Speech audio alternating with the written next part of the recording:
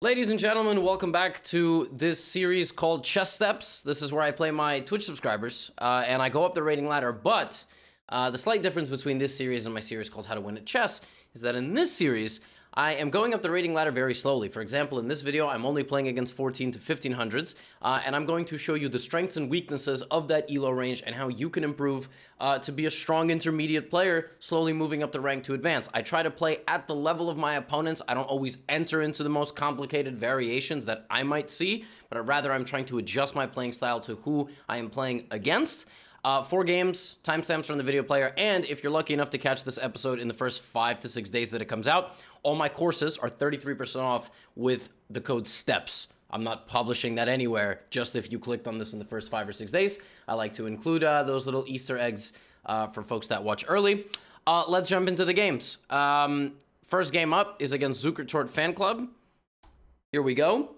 Yeah, you guys, I've been seeing all your feedback about the instructional value of these courses, these episodes. So today we're gonna learn how to beat stronger intermediate players. Okay, knight f3. Knight f3 is an interesting first move because at this level it's quite rare to see something like this. So don't lose a pawn. I generally say if you can't put an e pawn in the center, put a d pawn in the center. So try to put at least one pawn in the center if possible. Okay, so opponent that was kind of weird. Opponent decides to play the queen's pawn now. They weren't actually trying to play a ready. So here, I would just copy. There's nothing special. We're just playing a queen's pawn game. And now, okay, we're playing a queen's gambit. So queen's gambit is one of just simply the best openings in chess. There's really no way around it. And if you're going to be a d5 player, you're gonna have to play something against the queen's gambit. What I like to do here, and there's many options. I would generally say to play like e6, which is queen's gambit declined, but also the Slav defense is very interesting. So when you defend against the queen's gambit with the move c6 and leave your light squared bishop kind of more open, you know, this is what we call the Slav defense. Now this is a mainline Slav position. Black has the option here to close it down with e6, which is known as the semi-Slav triangle, or black can move the bishop out to f5. Now I'm going to play this and see if my 1400 opponent knows how to punish this. I'm actually kind of playing a reverse London. The reason this is not great is because white can play queen b3 in a lot of positions. And that's how you punish an early bishop f5. And okay, my opponent just doesn't do it at all, which is good for me. And if you're wondering why I'm not taking on c4, even as early as this move, it's because I surrender control of the center. And in general, it's very difficult to hang on to that pawn. So I'm now going to build my triangle having removed my bishop from outside the pawn chain, which is the drawback of playing it in like this. But the semi-Slav is very, very, very good. Bishop g2. At some point I can take, I feel like I should just develop my pieces to relatively normal squares for now. Opponent is still not playing the most challenging move, which is queen b3, punishing me for moving my light squared bishop. But at this point, it doesn't really do too much because I can always just slide over and protect. Very useful move when you have a bishop out here, by the way, is this knight sortie to h4. So it's oh, there it is. Queen b3 has finally been played. So this can be protected by pushing it or by sliding the queen over. The problem is if I slid the queen over back here, then my center would be under fire. You understand? That's the difference with queen b3 now versus like 2-3 moves ago, is that now I can defend my b pawn and my center is ultra solid. So that's kind of how we're playing here. The truth is, playing against the queen's pawn is it's very difficult to create kind of crazy complications. As I was mentioning, there is this knight h4 move, and the point of knight h4 is just to get my bishop. So it's a nice positional idea. Right now it's move 8. We haven't traded anything. So it's very important that you understand from the opening position that you're playing at this level what trades you want. Like, for example, white doesn't really want to trade this. That gives white no advantages whatsoever. But some people just take because they're like, I've given up my patience. And I'm not taking because I don't want to surrender 2 pawns in the center to my opponent. Okay, knight d2. Okay, there's no immediate threat to this move. It supports the center. It opens up the bishop. It also doesn't try to get my bishop pair, so I could still play h6, but there's no real reason. I don't exactly understand what happens if I just finish my development, like just knight d7, which is where my knight has to go in many of these positions, right? There's nothing, I'm not doing anything special. I've just sort of Okay, so now we see the idea. The idea was to play e4. I have to take it because if I don't take it, opponent will push and fork me. So this might not be what I want, but taking on e4 and taking a center pawn into a center pawn is the difference here between DC and DE. Knight e4. So I could trade once, and I can also not trade at all. To be honest, you're not gonna come up with some brilliant thing here. So it's really unclear whether this trade is good or bad, but I'm just going to trade to relieve a little bit of pressure on my position. I will say this trade is probably more bad than good because there's just no need at all to give away my bishop. So I think I'm just going to slide back. And it's okay. It's sometimes completely fine to just slide back one square. Now, I am worse, make no mistake, and I am worse because I have allowed white to play a setup without really doing any punishment back. For example, white just kind of played a very active center-based setup, proceeded to play that center pawn push, and has a very, very nice position. White has a little bit more space, some annoying pressure, some more active pieces if they get all their pieces on the right squares. So we're slightly worse. That's probably just the truth. I mean, at this level, we're probably just slightly worse. Now, I'm not going to play the rest of this game like a 27-30, but I will play this game like a 1400. So for example, right now, I really would like to trade this knight. So I'm thinking about the move knight to f6. I think this will relieve some pressure. I think if I trade and my bishop gets there, there's bishop here. But the best move is probably knight into d6. And at that point, I'm forced to give away one of my bishops because I either lose this bishop or I lose this bishop. I am definitely a bit worse. And if I lose, I lose. I say that quite frequently. I am okay losing in this series. Okay, so knight takes f6 was a big inaccuracy. I think actually white's advantage is almost completely gone now. That one trade. It was definitely better to infiltrate and be a little bit more aggressive. Now, folks might be playing a little bit differently if they're playing me versus if they're actually just playing a 1400. Folks just might be a little hesitant. Now I definitely want to continue the logical game plan here, which is just putting a rook directly on this line. And now that pawn is a target. Now, opponent here could shove this forward, and I have no clue what's happening there because they support that with 1, 2, 3, 4. And just in general, if you can make a pawn infiltration move supported by your entire army, you should probably do it.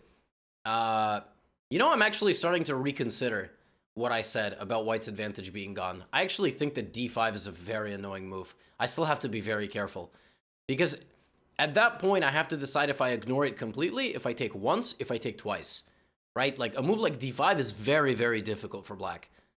And pawn play is everything right now. Now white could, of course, just come back and play defensively, just guard the pawn, maybe queen here and guard the pawn, but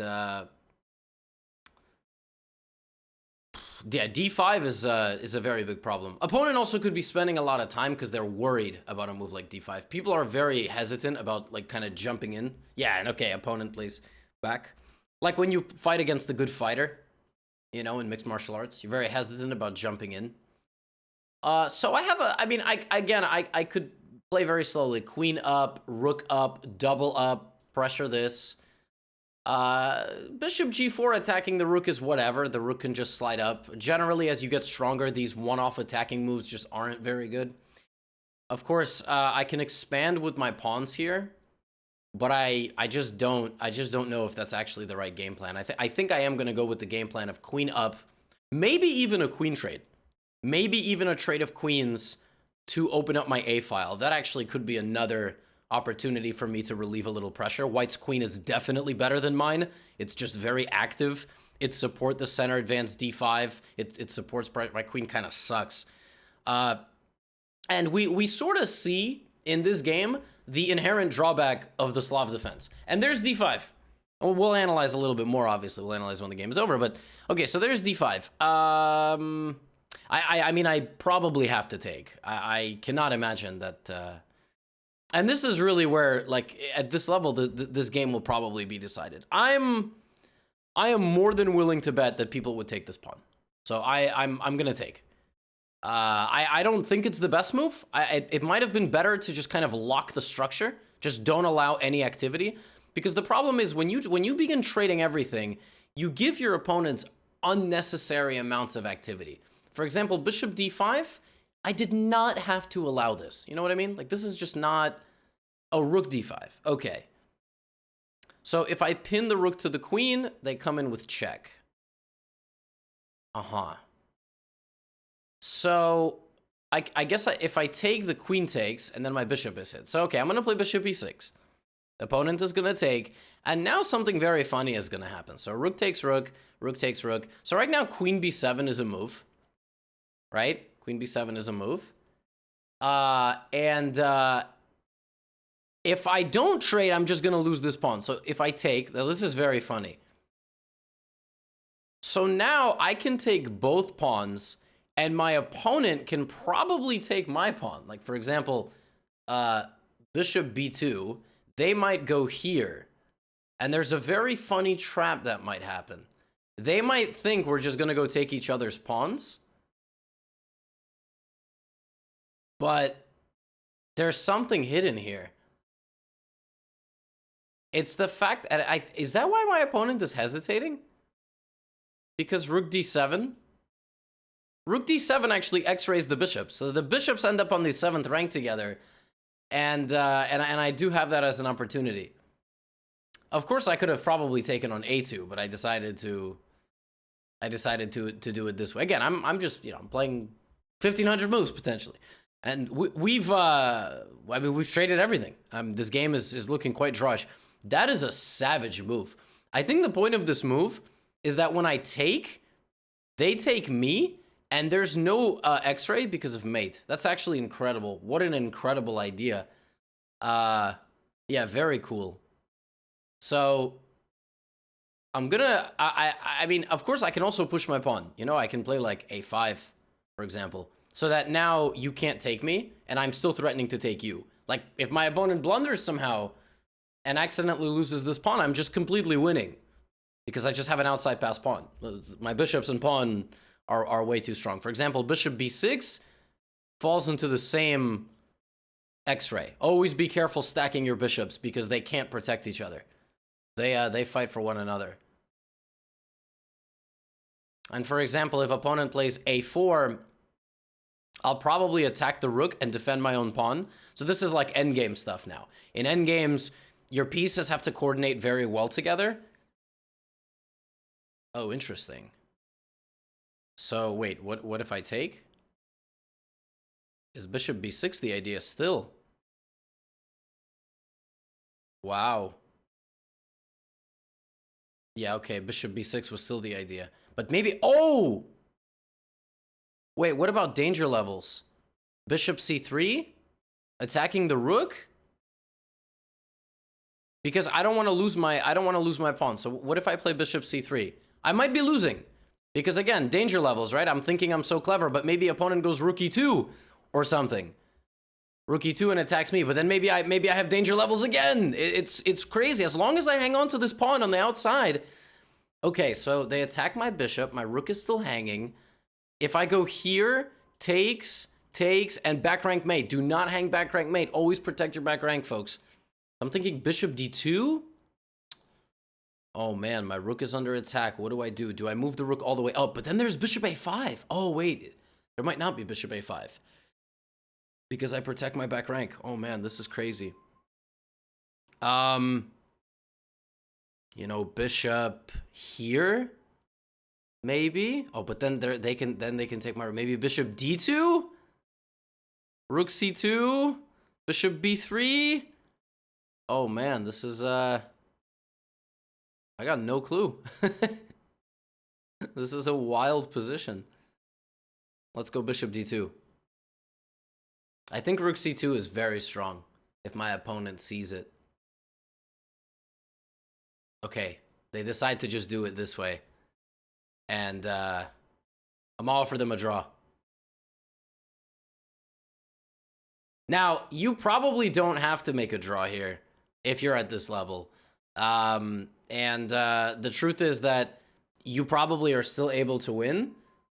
Even if something completely terrible happens, you can accidentally lose one of the pawns.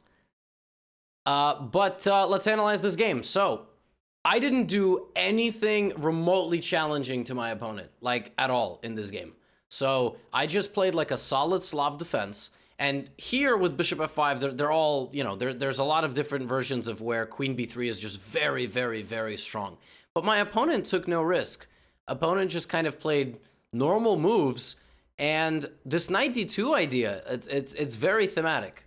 Or knight h4 to target my bishop and try to play for e4. Very nice setup by white. If any of you want like an intermediate attacking weapon, there you go. You might have just found it.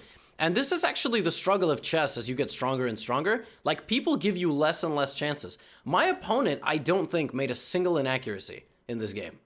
Like, really. I don't think they made a single inaccuracy. I mean, bishop back to e3 was maybe slightly inaccurate. Like, maybe I thought d5 here was quite good. Now, where I made a mistake is here, probably. I took everything. And, of course, that's not what you should do. Like, I was thinking maybe to play c5. I was also thinking to play... Oh, it's actually funny. Bishop c2 is possible, but it doesn't win any material because there's rook c1. So that game was an example of what happens if you just play solidly with black against a good player and they execute most of their game plans. Like, you just liquidate them and you make a draw. And unfortunately, unless you take a lot of risk and you don't play solidly, that's just chess. For example, early on, you know, if you want to play against knight f3, maybe you play for the modern defense, which is just inherently far more imbalanced and can create winning chances. Like, that was a very good game by my opponent. Yeah, I mean, that was awesome. And that wasn't, you know, some people, whenever when I make a draw or something against like a player who's maybe a couple thousand, maybe 1,000 points lower, they start like accusing of random stuff. No, but that's the whole point of this series, folks. Like, that was just, honestly, that person played very, very well. That could have been a 1700 with white. It was just kind of a product of the opening. Okay, e4. So one of my courses is the Gambits course, but I'm not going to play it. I'm going to show you how to implement Carl Khan ideas at the 1500 level. So that was an excellent game, honestly. Like, that is the way you're supposed to play. Maybe there was a moment. Oh, just very quickly, very, very quickly. I know we already have this game here. I'm very curious if knight d6 was the best move right here to play knight to d6. Yeah.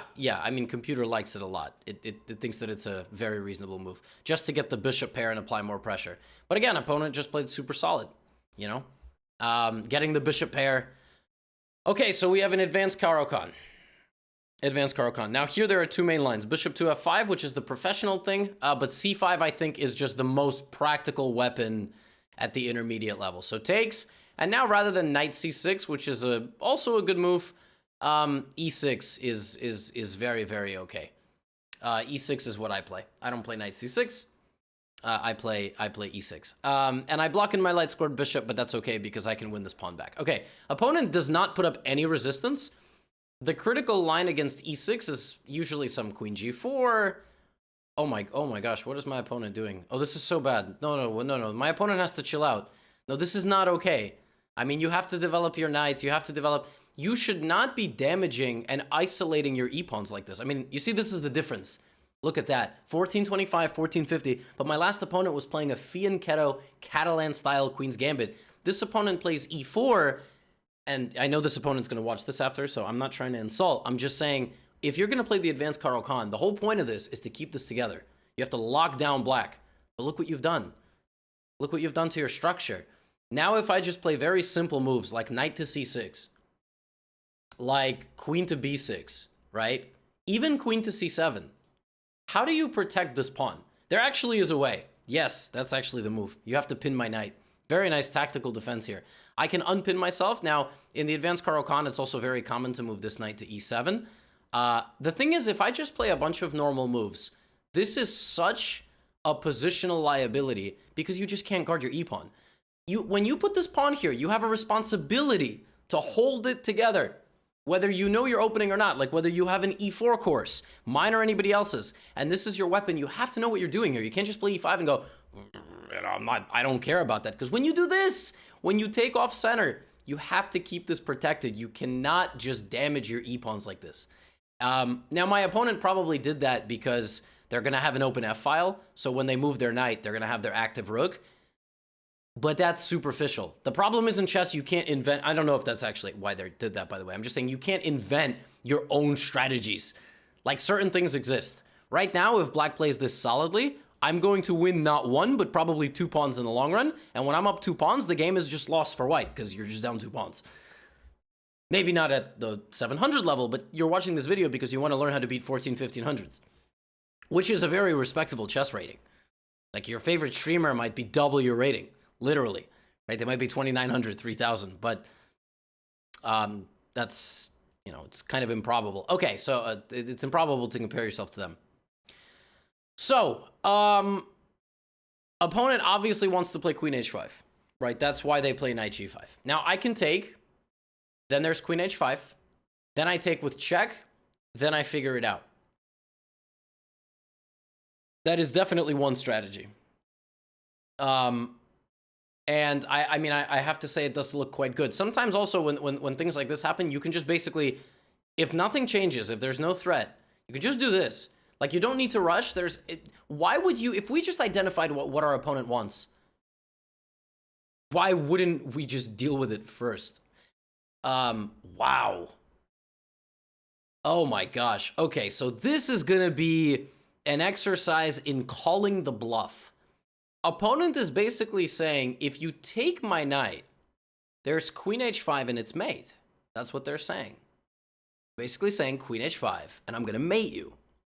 But when you do this, when you play bishop d3, queen h5, and my opponent's disconnecting now, maybe they're on the train, you need to be 100% sure no one stops mate.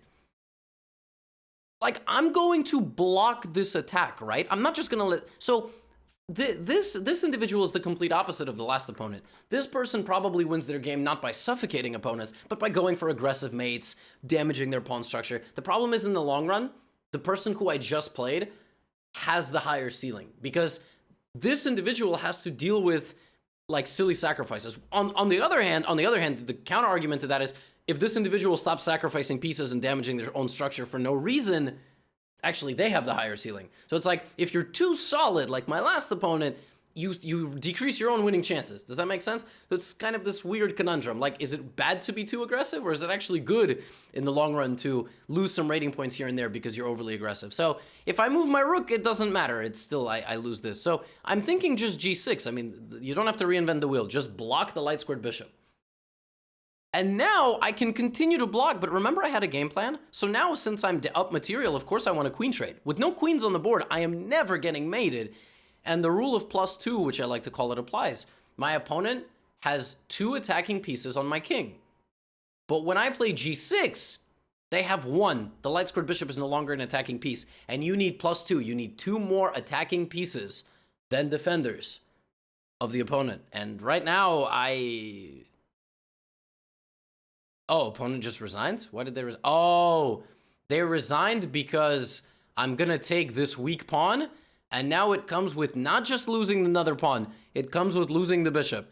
And at this point, my opponent just didn't feel like, you know, they wanted to continue this game. There is still one final piece of hope here. I wouldn't resign just yet. They're resigning because it's me. Don't resign just yet. You want to play rook f3 and rook h3. So, for example, at the end here, there are still attacking possibilities. For example, here's a way that you can lose this game. Knight to a3, because you need to protect your rook. And let's say here I just make a lazy move. I play like bishop d7, and you play rook f3. Okay, and I'm like, queen d2, because I want this, and then you play rook h3, and all of a sudden I freak out. I'm like, oh my god, this is terrifying. What have I done? You know, I'm still fine. I'm still fine, but there's only one move. There's only one move, and it's king g7. I have to run my king to f6, and I'm safe because I have so much material. Rook f1, I cover my king, you know, I play like knight f5 and I run away.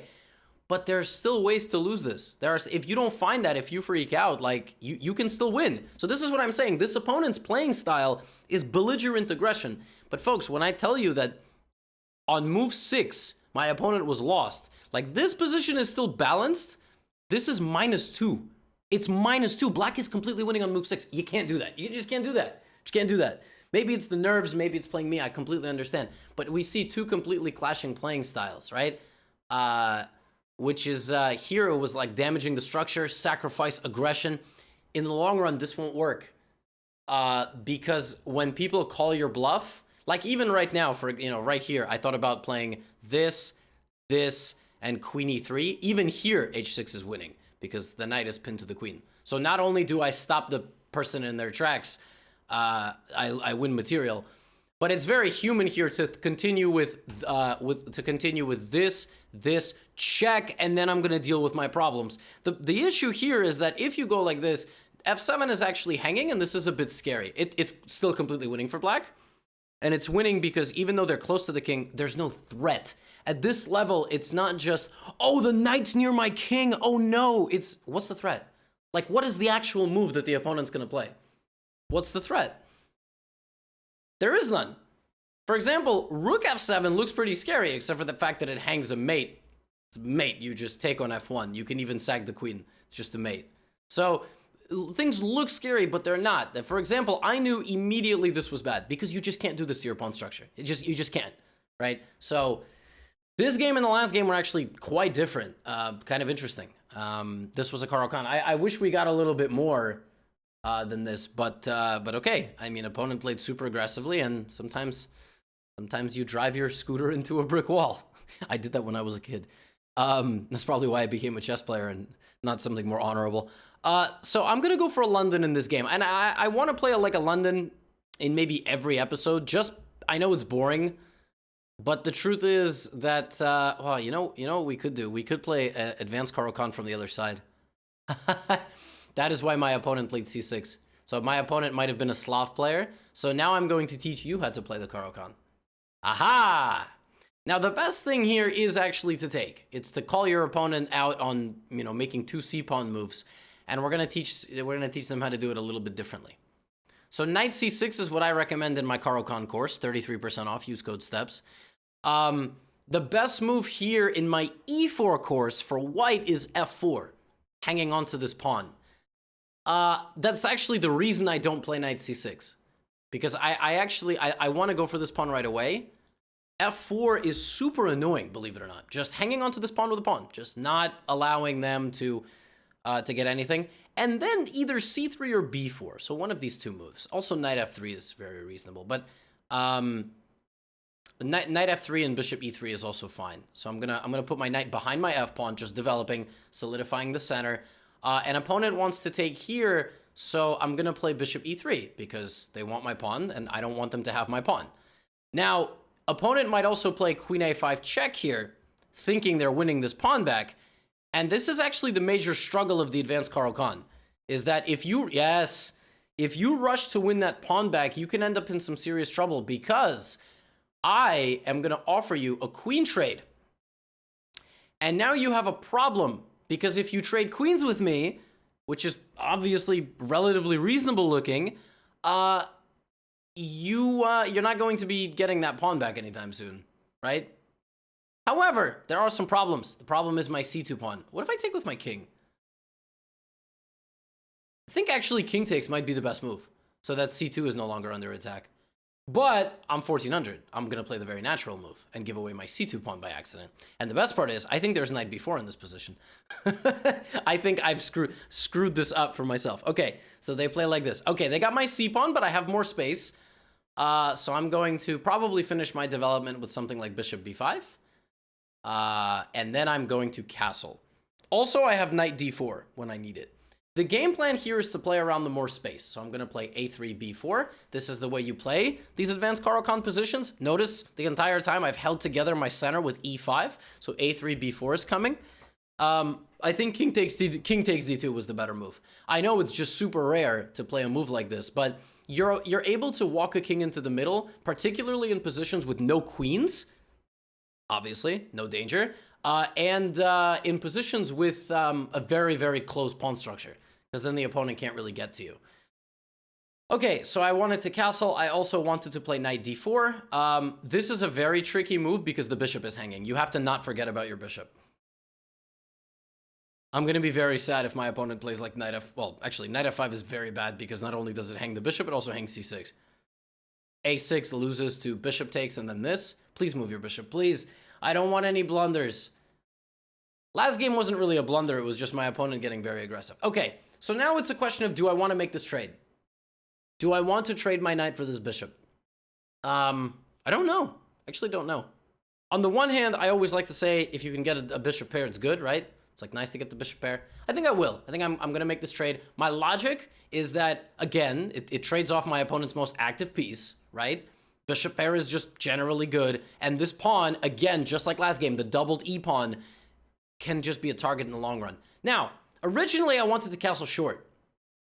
But now that I see a prospect of the open D file in a moment, I actually kind of like long castle too. But I don't know which one is better. I don't know which one is better. I'm going to go short castle. Fine. I'm going to put my rooks on D and C. But also E is an option. So now I have to begin thinking, what does my opponent want? The opponent definitely wants to play knight D5, which is probably why they played bishop to E4. So I took the bishop pair, but what I did there is I gave my opponent mobility that they normally wouldn't have. And this is a very tough move to visualize because it's just cramped in the middle of everything. It's so hard to like realize just how good the move knight D5 is. And most people are still thinking of their own game plan here. So they're thinking like rook C1.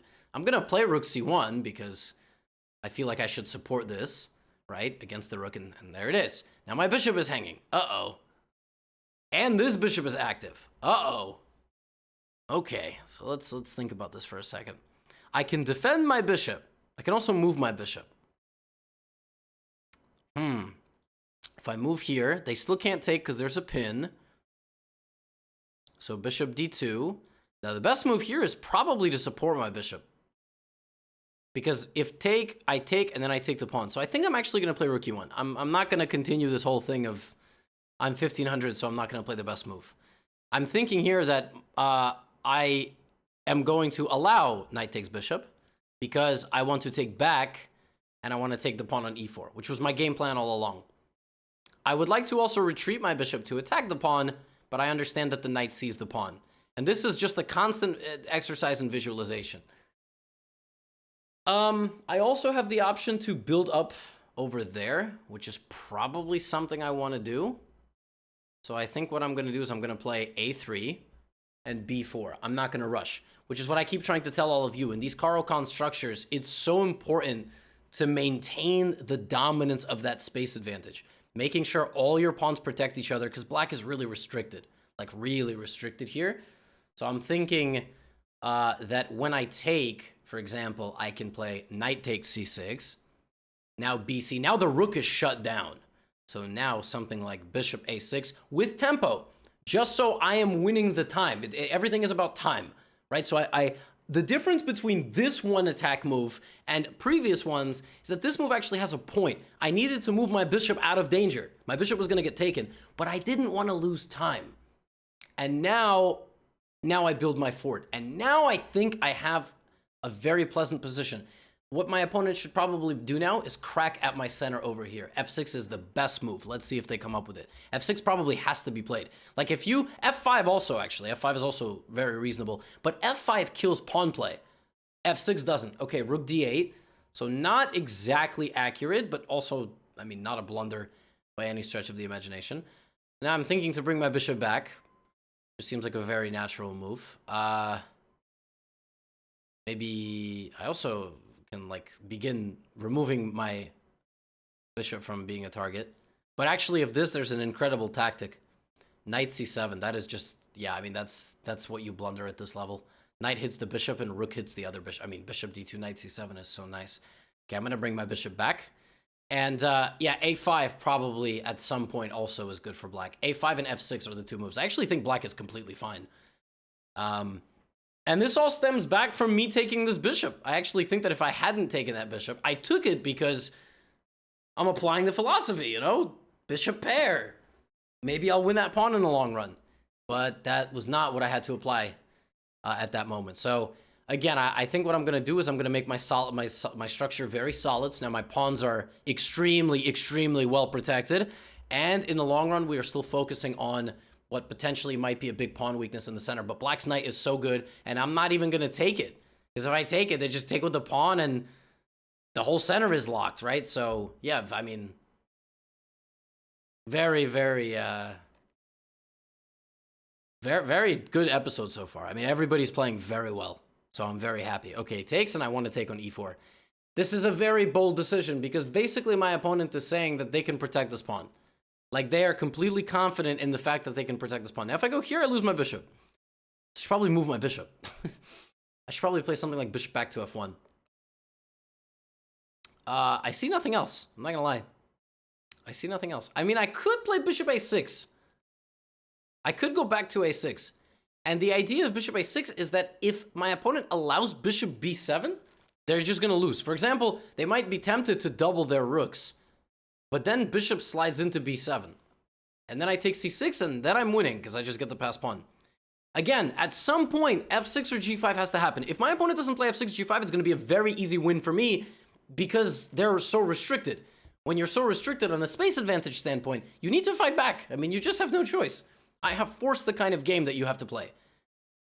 Okay, rook d8, and yeah, I mean, I really think I'm just gonna go here. I don't know how you protect that pawn.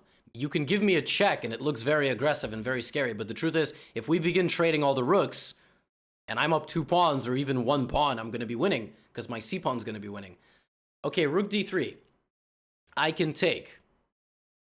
Now, the reason you wouldn't take is because, again, it looks very dangerous. Oh my god, pass pawn, oh my god, or active rook, oh my god, rook comes into d3, oh no.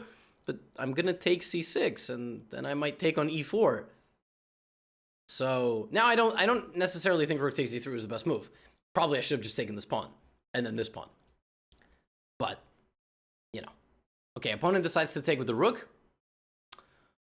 I can, by the way, I can take on c6. I can also maybe push the a-pawn. Sometimes if you know you're going to win something, you just defend your weakness first.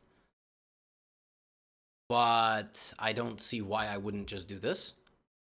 Rook a3, bishop e4. So I'm going to be a pawn up with a passed c-pawn. Ah! Ooh, they don't even want it. Wow. Okay, well, I mean, I can just do this, right? I mean, I can just bring that same bishop back, and now I'm ready to push my c-pawn. And this is a problem because one of our pawns is far more mobile. In fact, if you let me play c6, c7, you just lose. You actually have to block my pawn immediately. So I think opponent has to play bishop d8. Just actually has no choice.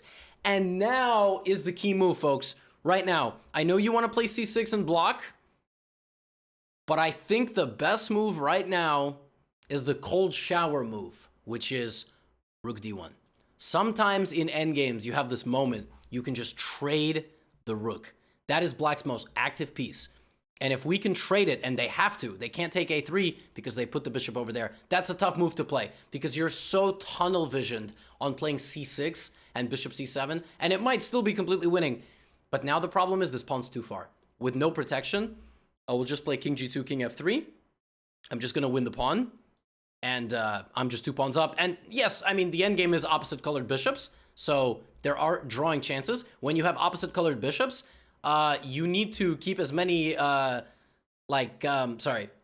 Let me restart that sentence. When you have opposite colored bishops, the more pawns you can liquidate, the better. So for example, if we have just 3-on-1 opposite colored bishops, might be a draw, especially if they're all close together. Might be a draw because your bishop can sacrifice itself for the 2 pawns. But in an endgame where one side is just going pawn hunting, it's very unlikely that you can make a draw. Now I'm forcing my opponent to play this pawn move, by the way. They have to. I should have probably gone the other way. I should have went like to g8. Yeah. Because now I kind of allowed this. But I can take, I can also push. I think I'm just going to push. I'd rather not open the diagonal. This was a very instructive game. This was a very instructive game in many ways because I actually played quite inaccurately, I think, at some moments, and my opponent could have done a slightly better job. So right now, in pawn structures, it's also very important to restrict movement. So if you have a bishop on a dark square, if I put my pawn on a light square and restrict 2 pawns from moving, that's very important. Just very important because it suffocates black, which is kind of what we're trying to do. We still have to win. We have to win, and we have to do it in a way that we don't take any pawn casualties, right? And we don't end up in just So, yeah, I'm going to play h5. Maybe g4. So I'm just expanding, and I'm expanding in a way that my pawns stand on light squares. At some point, I'm going to have to walk my king and my pawns up. So probably I will just take on f6 now. I know I said I didn't want to, but now that I put my pawns on light squares, and I want to walk away from my pawn, but I can't. So I think, yeah, but f5 I have to be careful because e5 is the best move. They might take, though. It's very, very human to take, but e5 is the best move. Yeah, because now you have a pawn that might become a queen. The problem is I'm too active. I'm too active, and you have too little space, and I have a 3-on-1. So what's going to happen is I'm going to put my bishop somewhere back, like maybe... Just going to put my bishop back to e2, and I'm going to push the rest of my pawns. That is how I'm going to win this game. I'm going to push my pawns, and I'm going to bring my king into your position with something like... I don't really want to play king c6 because then e4. So let me prevent e4, and then I'm going to play king c6, a4, a5, b5, b6, and that's how we're going to win. So this is the way you win endgames, bishop endgames, where you have a space advantage, right? Actually, that's a great move. Honestly, a great move. Making this a little bit of a pain because I can't get in. Thinking a5. a5 might not even be the most accurate because if you keep your eye on this pawn, it's a little tough for me to move in. But, you know, once all three pawns get in, you just get overwhelmed. You're down too many pawns. And notice those pawns only became possible because of dc5. So this is a very different game than the last one, right? Very different game, kind of showing you the way you're supposed to win these kind of endgames. I can take with A or C. I think this is good. And now we just have the 2, A6, and the game is over. But you can still be patient even here. You know, for example, king goes back. I want to push, but I don't want my opponent to stop my pawns. So I'm going to actually delay pushing for a move. I'm going to completely suffocate black so that the king cannot get closer to the pawn at all. A7 is coming, and you cannot prevent me from getting my queen. Just don't stalemate. Just don't stalemate. So yeah, very nice game. I'm very happy with how this game went, and I just want to very quickly analyze if we could have done this a bit more cleanly. Check, and it's mate either here or here. So queen d7 is mate. All right, GG. So couple of quick things. Queen a5. We just want to verify. Oh, and definitely the best move after queen a5. Just again, folks, just keep this in mind. I am not always playing the best moves. The best move against queen a5 is not even queen d2. It's this. There's a little trick here where if bishop takes on c5, you have a fork. So it's important to know the tricks of your openings too, but I'm not trying to get +5 positions on move 9, all right? I'm just trying to show you that you can relieve the pressure like this by playing queen d2. And yeah, king takes d2 is definitely the best move. Knight b4 is a bit scary, but yeah, I can just play knight d4 and protect like this. So... but yes, there is this trick that this can't be taken because of the move b4. But I decided to do it this way, and I'm just very curious about something. Yes, it's actually funny. Computer does think knight takes e4 is good. It doesn't like short castle. This is very difficult. The computer doesn't like short castle because when the knight arrives, my bishop is under some pressure. Whereas the computer actually wants me to play king f2. Which when you analyze with an engine is just, you're going to be like, why not castle? Why king f2? Because when the knight arrives on d5, so for example, knight d5, you don't actually have to defend your bishop. You can just keep going like this. And then this is still very good for white, completely winning positionally. So that is why you don't castle. You actually move your king out. So I actually played okay. I actually did a lot of reasonable stuff in this game. And... yeah, I mean, but black is actually doing very well here, and computer thinks that after a5, black is like almost better. Yeah, a5, it really likes a5, and I mean, there's always going to be moments like f6 can be good, g5 can be good. But opponent never moved those pawns, and they focused on the d file, they didn't use the right pawn break, and they ended up just in a losing endgame because I won their weakness and I pushed my c pawn. So, instructive game, very instructive positional game. Also, obviously, some tactics as well. Understanding how to play those kind of advanced Caro-Kann positions. And the final game. It's time for the final game. Actually, my opponent's not here. That might have been the final game. So, I'm gonna... Some people volunteer to play, and then they just leave. Very strange. I don't know why they do it. All right, here we go. So I just played d4 last game. My opponent online? Oh yeah, I'm going to play d4 because I didn't get a chance to play the London. We played a Caro Kann last game. I want to play a London because I also want to show you all how to deal with, how to play London positions. So bishop f4. So my opponent is playing e6, b6. Very interesting. This is I have a course on this. So sometimes when I play my own subscribers, they play my courses against me. I'm going to play e3. We're playing London setup. We're going to see how aggressive my opponent plays this. Will they play f5? Okay, they're just playing knight f6. So now you kind of struggle to implement certain London game plans, right? So, I mean, I'm just going to develop like a normal person. I'm not doing anything crazy. In fact, this looks very similar to my first game. Do you remember my first game of this episode? The very first game I played? It looked exactly like this. It's a semi-Slav setup, but with white. It's a London setup, but with white. Look, a couple games ago. Look at this setup with black. I have a London bishop, triangle, knight bishop. Look at this game. It's incredible, right? That is the kind of content that you get in 14, 15, 1600 episodes, the pawn structures. So, I guess knight d2. And I will probably play h3 in order to be able to bring my bishop back to h2 out of danger. So we're going to have a locked strategic battle, I think. That's what we're going to have in this game. We're going to have a position that's very, very interesting to maneuver. So, I think I'm going to, for now, I'm going to focus on the middle. So I'm going to try to gain some center space. I'm going to try to play e4. But, folks, in positions where nothing is traded and everything is on the board, oh, this is like, these are the most difficult positions. So be happy that you're here because this is, you're really about to learn a lot. Okay, so one other thing that you can do in London positions that are kind of like, where you're struggling to kind of get anything going is infiltrate with your flank pawns. So a4, the point of a4, whoa! Oh my goodness, what is this? That might actually be very clever, g5. Wow. I might have to deal with some serious aggression here. Okay, so my opponent delayed castling. I didn't see that coming at all. Wow. Okay, game on. Okay, bishop g3. So now what, g4?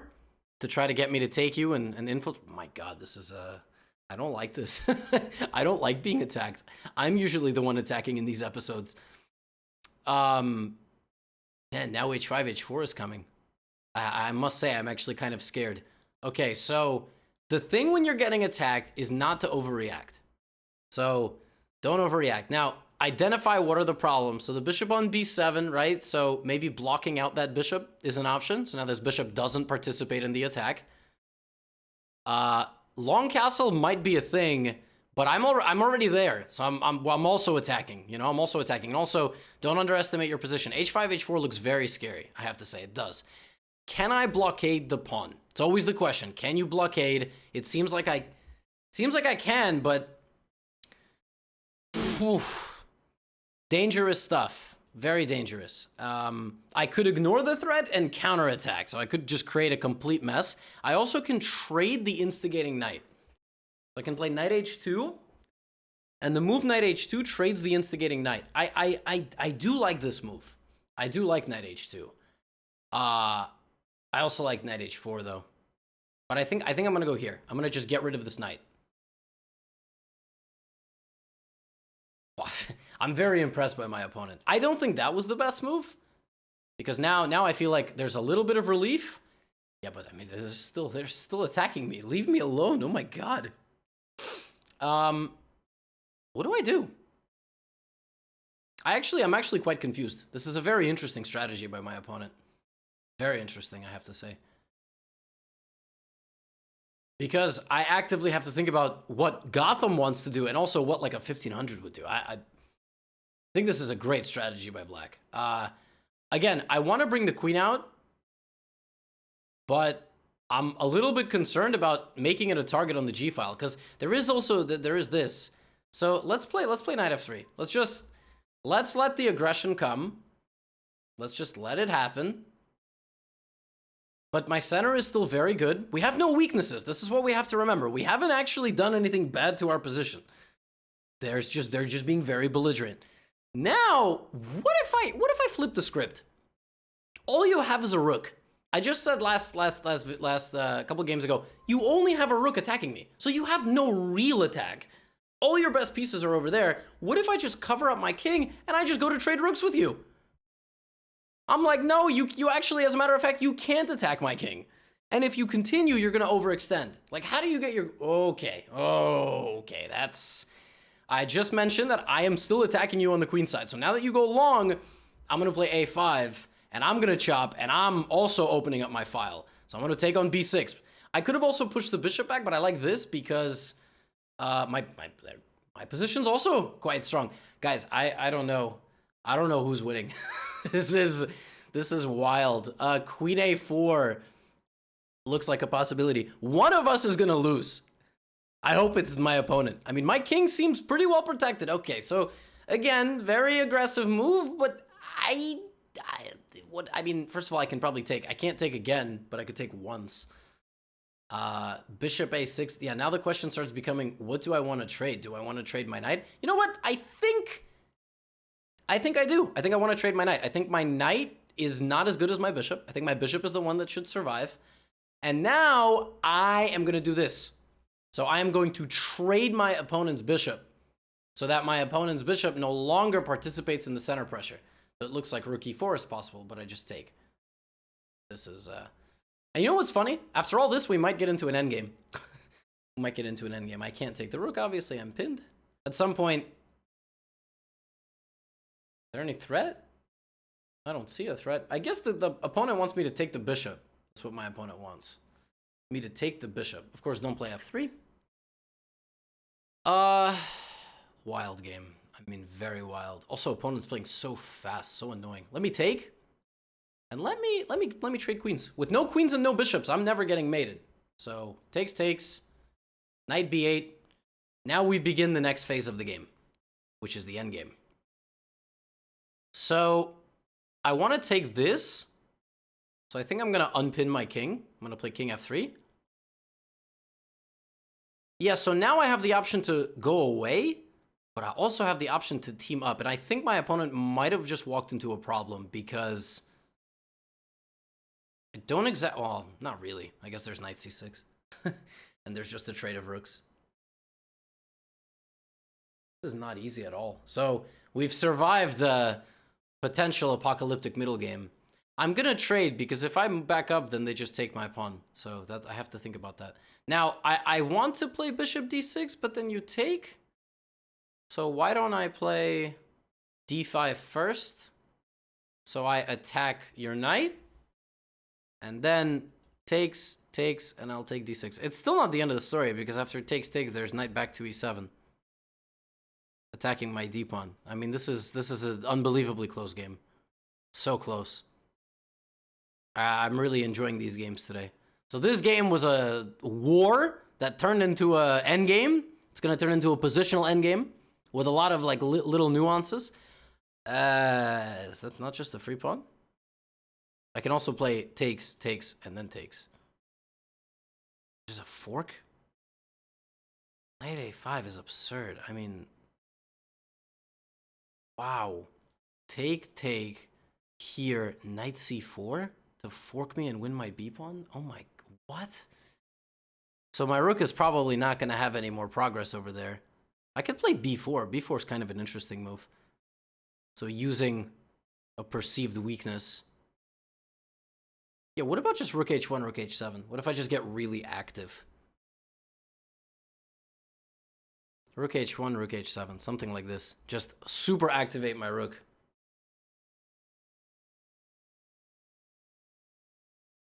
Yeah, I think now they blundered because they forgot that they're on the same... Yeah, that's very lucky. That's very lucky by me. That there's, at the end of the day, there's this. And now I'm just completely winning because it's actually funny how fast the position falls apart for black. Because I will go here, or maybe I'll take with the pawn. Probably, I don't know. E7, rook f7 is also possible. This is so difficult. I don't know why this is so difficult. People are just good at chess. Okay, I'm gonna take. Yeah, we're winning, but we have to get rid of this rook. And the king is gonna come too, so it's not over. It is not over. Opponent's not just gonna sit there and die. I don't want to lose my pawn. But bishop f4, king e6, bishop h6. No, that doesn't do it. I have bishop f4 actually in b3. I'm gonna go bishop f4 to try to play bishop to h6. But then there's knight e5. Alright, so now I'm gonna go here, attacking the knight. Yeah, I'm definitely gonna trade because I'm up pawns, right? So if you're just gonna be up pawns in a king and rook endgame, I could even play rook h6, rook b6 probably. That seems like the easiest thing. So being up one pawn in a rook endgame is good. Being up two pawns is even better. So I am now up two pawns. I have a much more active rook. It's paralyzing the opponent's king. So I'm gonna just protect my pawn, and I want to play rook c6, rook takes, or I can play b4 and just push the pawn and try to win like that. So this is most certainly winning. Just have to figure out exactly how I'm gonna do it. It's a little annoying. It's not. Let's play b4. Trade. And just try to win this one.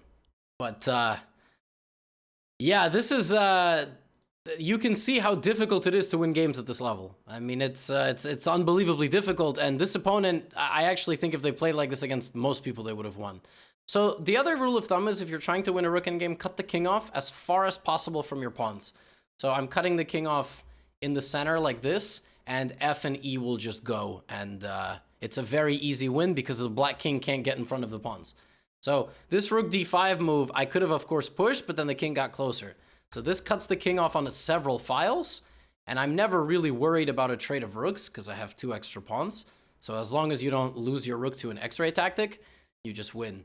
So even f5 is good, even e6 is good because as long as your pawn is close enough it can be protected, you will always be fine. E7 should just be winning. Rook h8, rook d8. Opponent played really fast also. So they actually played a super fast game as well. Except, you know, besides playing also actually quite well. So, wow, that was a very good game. I really wonder, I think g5 was probably the best move. Okay, computer doesn't seem as impressed as I was. In fact, the computer thinks that this is... I played e4. So notice that e4 is the best move. It's +2 in this position. +2. White is completely winning, but doesn't this look terrifying? I guarantee you, if you made it this far in this video, you probably looked at this and you were like, that looked terrifying. Even I thought it looked pretty scary, you know? I was like, h5, knight 8. So the computer likes knight h4. It thinks that I should block. I didn't play that because of this, but the computer thinks that this blockade is just winning for white, which is very funny. I did mention this, right? So this blockade is winning for white. And I think the justification for why the computer gives such a big advantage is that by trying to attack my blockade, black prevents castling and therefore prevents progress in their position. Does that make sense? In the game, because I didn't do the blockade and instead I just traded and I kind of allowed my opponent to get a normal looking position, they actually were better. So I went for this position, and the computer prefers black's position. Actually thinks that black is better. -1, which is really funny. I think in a normal game, I probably would have went for the blockade. I think it's far more human to just trade pieces because this sort of gives you the feeling you're not under any, like, does it look like white is under any attack here? I didn't think so, but maybe some people would. And then when I went on a counterattack and did all this, I thought we were making good progress. And yeah, bishop h4 was just not the right decision. The bishop is in general better than the knight. The endgame was always better for white. So white is just much better in this endgame because bishop is better than knight. Bishop is better than knight. And also pawn weaknesses. So folks, you'll remember that here I played rook h1, rook h7. Keep this idea in mind. Rook maneuvers to target weaknesses in endgames. Don't get tunnel vision trying to find something where it's not there. Try to activate your pieces to their maximum capacity because we won. I mean, we won literally because of that. A little while later, I did something right here that was instructive. Cut the king. Cut the king, put it on maximum distance away. Yeah, wow. That's how you beat strong players, folks. 1 hour of content, just about. Any of my courses. We saw the Carl Khan course in this video. We saw the E4 course in this video, E6, B6, what my opponent played in this game. Yeah, several others. Code Steps, 33% off. And yeah, Chess Steps is an awesome series. I'm really enjoying recording it. The feedback is great. You know, me playing at this level, showing folks where opportunities are to, you know, draw or win against me, actually. And yeah, I'll see you all for episode number 5.